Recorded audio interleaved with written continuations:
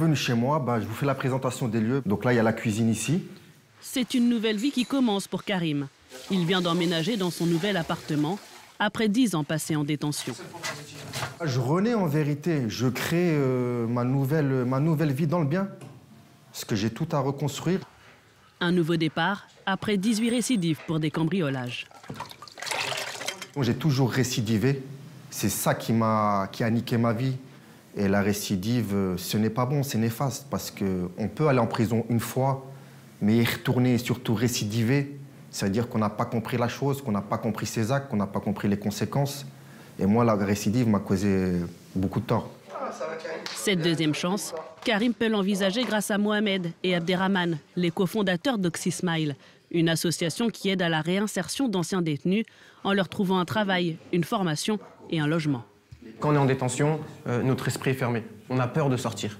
On a peur de sortir. Et Karim, il avait cette crainte. Il avait cette crainte de sortir. Et nous, il a fallu qu'on le mette en confiance.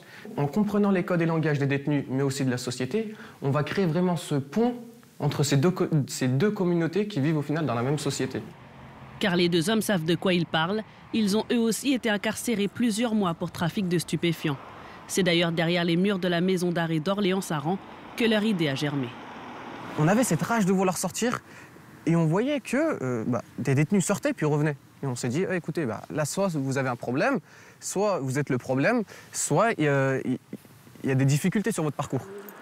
Pour mener à bien leurs actions, l'association a le soutien de l'agence d'intérim Synergie et de France Travail. C'est souvent un public avec qui on ne travaille pas dès le départ. Et en fait, pour les chercheurs d'emploi, ce qui est important, c'est de faire partir ce parcours d'accompagnement le plus tôt possible.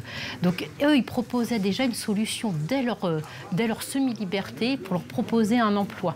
Et l'emploi, c'est vrai, c'est la valeur principale pour ne pas récidiver. Donc, c'est pour ça qu'on a voulu s'inscrire aussi au niveau de France Travail dans ce partenariat. Mais seulement 6 mois après sa création, l'association est en péril, faute de moyens humains et financiers. Les accompagnements dont a bénéficié Cédric pourraient ne plus être dispensés.